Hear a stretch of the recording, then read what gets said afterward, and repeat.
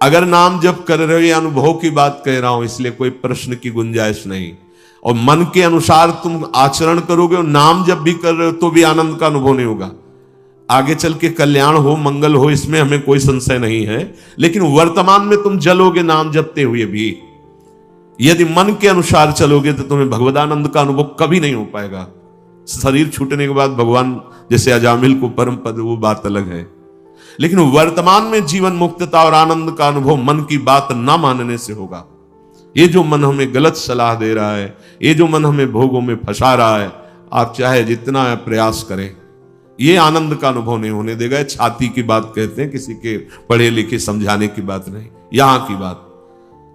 अगर विषय सेवन मन के अनुसार हो रहा है तो साधन होने पर भी भगवदानंद का अनुभव नहीं होगा, नाम जपने पर भी भगवदानंद का अनुभव नहीं होगा। ये रोकना होगा। धर्म विरुद्ध आचरण के लिए मन जो हमें सलाह देता है, नहीं मानना होगा। हरिपद पंकज छत्र छाह बिन मिटे न दुख रवि घाम, नियंता पतितन को हरि नाम।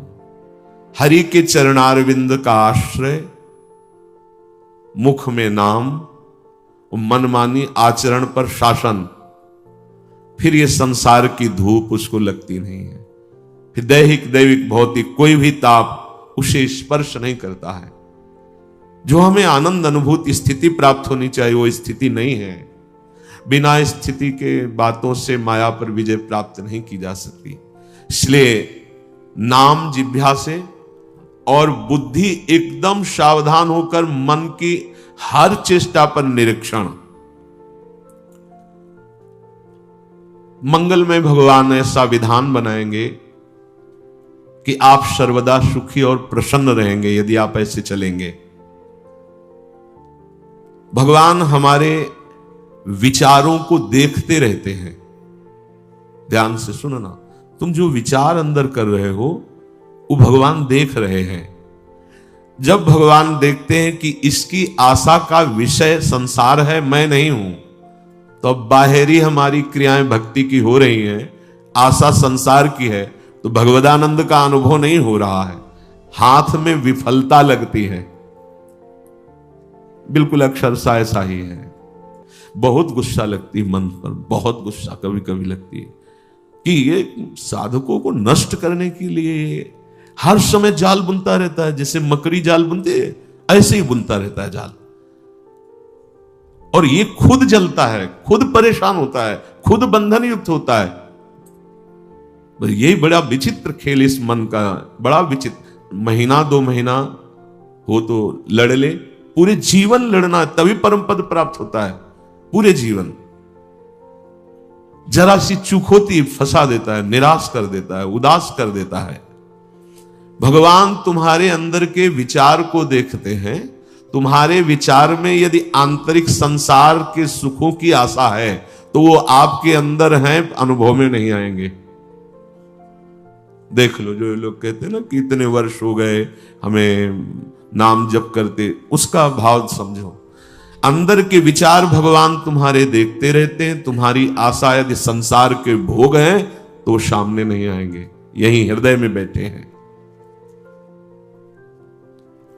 उत्तम भाव प्राप्त करने के लिए तुम्हें अपने मन से संसार के विचार हटाने होंगे। ये जो भगवत चर्चा है, भगवान की लीला कथा है, इसमें इतनी सामर्थ्य है कि आपके विचारों का परिवर्तन हो जाएगा।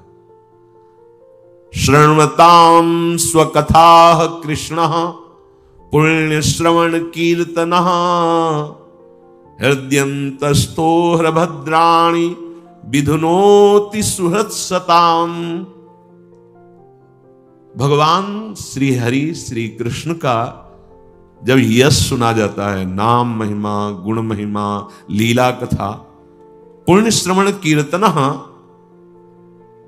शताम साधु नाम सुहृत हितकारी भगवान श्री कृष्ण स्वकथा स्वकीय गुणानाम कथा श्रृण्वताम श्रवण परायणानाम अंतस्थ हृदय स्थिता।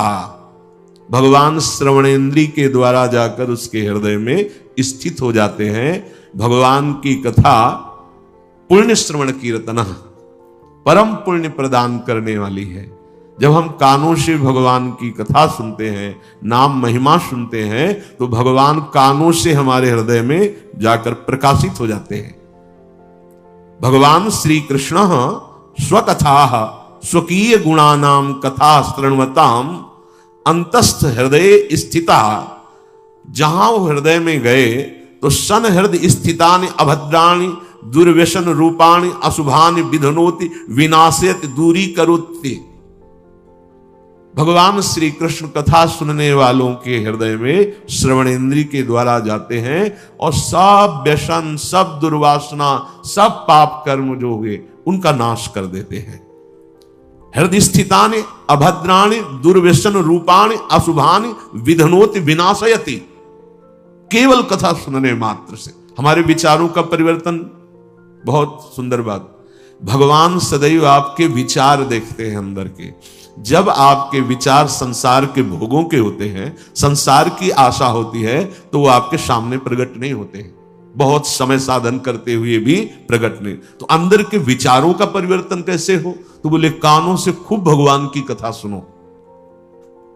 प्रभु की नाम महिमा, रूप महिमा, लीला, धाम, गुण ये सुनोगे तो श्रवणेन्द्रिय से भगवान हृदय में जाएंगे और भगवान हृदय में जाकर सारे व्यसन, अशुभ, पाप इन सब को नष्ट कर देते हैं। जो अभद्राणी हैं, दुर्व्यसन रूपाणी हैं, अशुभानी हैं, वो विधनोति विनाशयति, हृदय को निर्मल कर देते, अर्थात हृदय के विचार अब भगवत स्वरूप होने लगते हैं।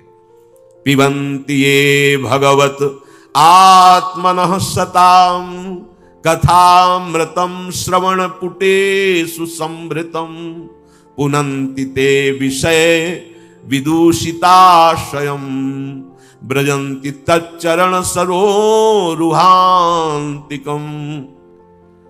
ये जना सताम भक्तानाम मुखात। जो जन सदैव भक्तों के मुख से भगवता श्री कृष्ण कथामृतम कथा सुधम श्रवण पुटेषु, जो जन भगवान के प्रेमी भक्तों के मुख से भगवान की महिमा चर्चा सुनते रहते हैं, तो ते विषय दूषित आशयम, विषय ही विशेषेण दूषितम मलिनीकृतम। अर्थात जो मन हमारा सदैव विषय चिंतन करते हुए मलिन हो गया था, जहां हम भगवान के प्रेमी भक्तों के मुख से चर्चा सुनी तो भगवान उसके हृदय की वासनाएं नष्ट कर देते हैं। कथा का बहुत बड़ा प्रभाव है। धुंधकारी ने कोई और साधना नहीं की थी, केवल 7 दिन एकाग्र चित्त होकर श्रीमद् भागवत की कथा सुनी तो पार्षद स्वरूप होकर के विमान में बैठकर गोकर्ण जी के सामने भगवत धाम को गया। रत्नावती जी ने और कोई साधना नहीं की थी, केवल भगवत चर्चा सुनी। प्रभाव से उनको नाभाजी महाराज ने भक्त भूप कहा है। ऐसा त्याग महारानी होते हुए, सम्माननीय होते हुए मुंडन करा के बैठ गई संतों की सभा में, कोई भय नहीं। भगवत कथा विषय वासनाओं से मलिन अंतःकरण को बहुत जल्दी शुद्ध करती है और हरि के चरण कमलों का अनुभव होने लगता है कि प्रभु के श्री चरणारविंद हृदय में विराजमान है। धर्मः स्वनुष्ठितः पुंसाम विश्वक्षेन कथासु यः नोत्पादयेद यदि रतिम श्रम एव हि केवलम।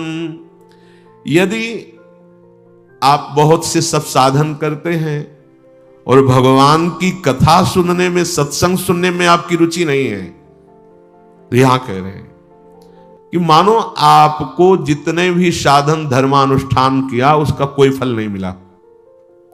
आप बड़े अच्छी साधना कर रहे, ये तो अनुभव की भी बात है। एकांत में साधन करते हुए साधक में बहुत से ऐसे दोष होते हैं जिनको नहीं त्याग कर पाता, वो सत्संग से ही दूर होते हैं। जब सत्संग में हम बैठते हैं तो सत्संग मानो दर्पण की तरह हमें दिखाता है कि हमारे अंदर कौन कौन से दोष हैं, और फिर त्याग करने की युक्तियां भी सत्संग से ही प्राप्त होती है। इसीलिए सिद्ध महापुरुष भी, जिनकी जड़ चेतन ग्रंथि का भेदन हो गया है, आत्मा राम है, वो भी भगवत चर्चा करते और सुनते रहते हैं। भली भांति साधना का अनुष्ठान धर्म का अनुष्ठान किया पर आपको भगवत चर्चा सत्संग सुनने में रुचि नहीं, तो बोले आपके जो साधन आदि के फल हैं वो केवल श्रम ही श्रम है, आपको कोई लाभ नहीं मिला। स्वधर्म का फल है, साधना का फल है कि भगवत चर्चा में आपकी प्रीति हो जाए। बावरो सो रस में फिरे खोजत नेह की बात, कोई प्रभु की चर्चा सुना दे, कोई सत्संग सुना दे। बड़ा अहोभाग्य होता है जब सत्संग में रति, भगवत चर्चा में रति हो, अन्यथा साधना बड़ी नीरसता है। ये इसलिए कहते हैं कि इसी मार्ग में चले हैं, वर्षों चलते चलते मन नीरस हो जाता है। सत्संग में एक नया उत्साह, भगवत चर्चा में एक नई जीवनी शक्ति मिलती है, भगवान की तरफ चलने का नया उत्साह मिलता है। नहीं तो आगे चलकर फिर साधक राग द्वेष में फंस जाता है, निंदा स्तुति करने लगता है, अपने में श्रेष्ठ भाव, दूसरे में हे भाव, और वो सत मार्ग से गिर जाता है। सत्संग ही एक है जो हमारे दोषों का दर्शन कराकर ऐसी युक्तियां जिससे दोष त्याग हो और भगवत चरणारविंद में प्रीति हो। नात्यंतिकम विगणयन्त्यपि ते प्रसादम किम त्वन्य दर्पित भयम भुव उन्नयैस्ते येंग त्वदंग शरणा भवतः कथाया कीर्तन्ते तीर्थ यशसः कुशला रसज्ञा। जिन्होंने पवित्र कीर्त भगवान की कथा सुनने में रुचि कर ली, बड़ी जल्दी कल्याण हो जाता है, बहुत जल्दी मंगल हो जाता है। बस विश्वास कर ले। इसमें खास बात होती है कि आप सत्संग सुन रहे हैं तो आपको ये विश्वास हो जाना चाहिए कि मेरा परम कल्याण निश्चित है। अगर परम कल्याण ना होना होता तो मुझे सत्संग सुनने को ना मिलता, मुझे वृंदावन आने को ना मिलता, मुझे भगवत चर्चा सुनने का सौभाग्य ना मिलता। जिन्होंने कीर्तनी पवित्र यश वाले भगवान की मंगलमयी कथाओं के सुनने का व्यसन बना लिया है, देखो सनक सनंदन सनातन सनत कुमार, इनको कौन सी जानकारी की जरूरत है, लेकिन ये हर समय कभी नाम जप में हरिशरणम हरिशरणम, और कभी 3 श्रोता बन जाते हैं और 1 वक्ता बन जाते हैं। कैलाश पर्वत पर 60,000 योजन का वट वृक्ष है। 1 योजन का मतलब 4 कोश होता है। 60,000 योजन, 6 ऋतुएं उस वृक्ष के नीचे हैं, अलग अलग डालों के नीचे अलग अलग ऋतु का प्रभाव। और देवाधिदेव महादेव कथा कह रहे हैं, भगवती अम्बा बैठकर सुन रही है। बोलो इनको क्या जरूरत है? समस्त साधनों का सार भगवत कथा रस में हमारी आसक्ति हो जाए, व्यसन बन जाए, तो हमारे विचार बदल जाएं। कभी एकांत में बैठकर भागवत का स्वाध्याय, भगवान की जो भागवत में 10वें स्कंद की लीलाएं हैं उनका रसास्वादन, निकुंज लीला रस में प्रवेश पाना तो बहुत ऊंची बात है। जैसे श्रीमद चतुराशी जी, 42 लीला, केलीमाल जी, महावाणी जी, ये अद्भुत रस है। अगर वहां प्रवेश नहीं हो रहा तो आप 5 अध्याय भागवत के उठाइए, 10वें स्कंद के, और भगवान की लीलाओं के पढ़िए। आप देखिए आपका हृदय बहुत जल्दी पवित्र हो जाएगा।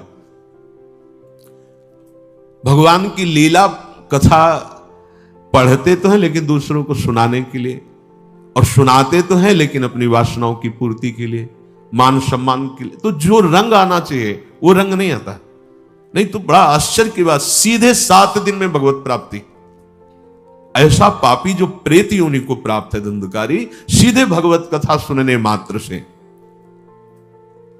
जो प्रभु की कथाओं का स्वाद लग गया है जिनको, बहुत से ऐसे भाग्यशाली जन हैं, अगर उनको सत्संग न मिले तो उनको जीना मुश्किल लगे कि अब हमारा जीवन किस कार्य का। बड़े भाग्यशाली।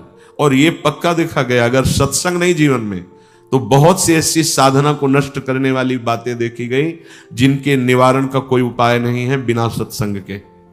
सत्संग हर समय एक जांच करवाता रहता है हृदय की, एक नवीन उत्साह देता रहता है।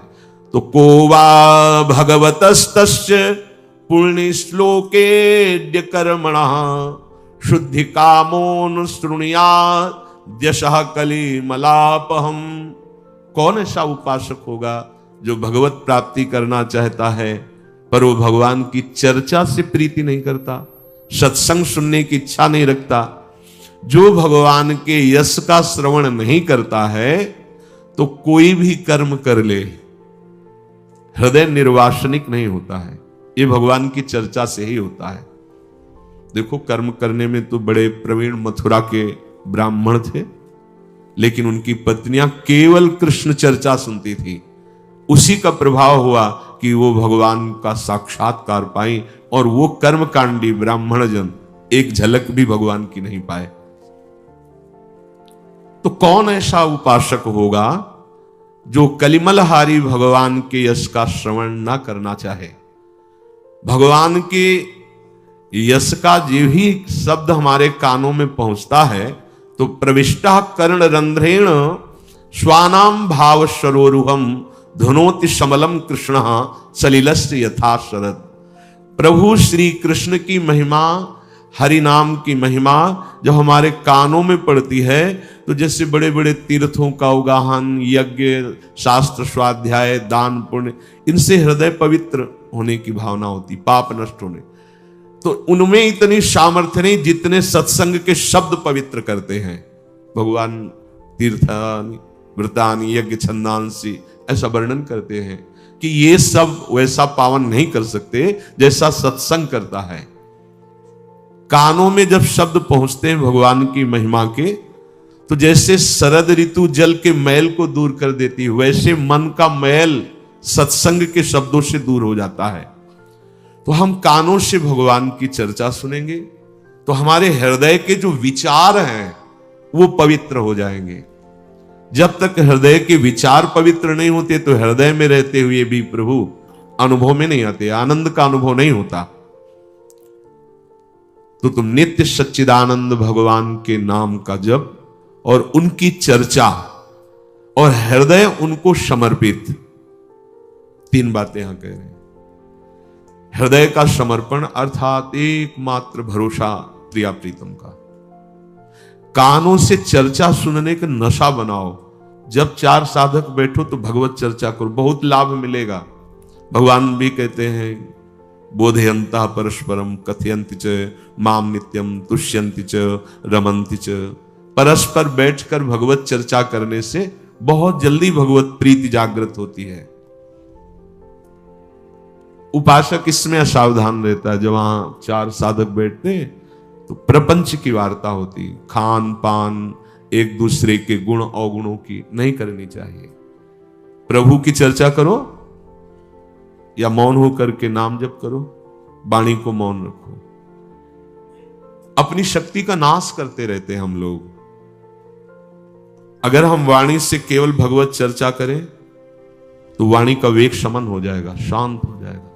नेत्रों से उचित दर्शन करें भगवत भाव, नेत्रों का वेग शांत हो जाएगा।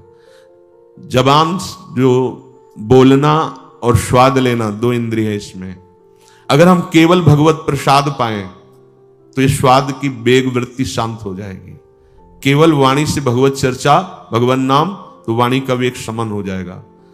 और जब हमारे विचार पवित्र हो जाएंगे तो जनेंद्रिय का वेग शांत हो जाएगा। ये वेग शांत करने की युक्तियां हैं। बड़ा सामर्थ्य आ जाती है हर इंद्रिय में जब आप उससे भगवत समर्पित व्यतीत करते हैं। अब हम जब मनाया खा लिया, जो मनाया देख लिया, जो मनाया बोल दिया, जो मनाया सुन लिया, यही हमारी दुर्दशा का कारण है। इसी से हमारे हृदय में भगवदानंद की स्फूर्ति नहीं हो रही।